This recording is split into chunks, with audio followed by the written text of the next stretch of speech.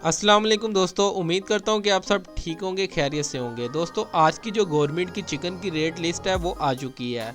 आज का ज़िंदा ब्रायलर रेट 398 रुपये है। ब्रायलर ज़िंदा परचून रेट 406 रुपये है। और ब्रायलर गोश्त दोस्तों जो आज हमें परचून की दुकान से फ़ी किलो मिलेगा 609 रुपये। और दोस्तों अंडे की पेटी का रेट आज 7,920 रुपये है। और अंडे आज हमें किस रेट पर फ़ी दर्जन मिलेंगे 268 रुपये।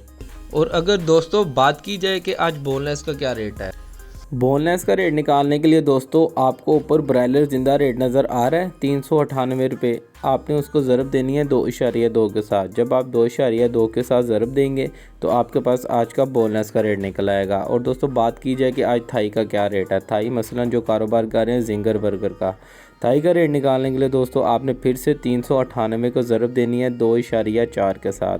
जब आप 2.4 के साथ ज़रब देंगे तो आपके पास आज का थाई का रेट निकल आएगा।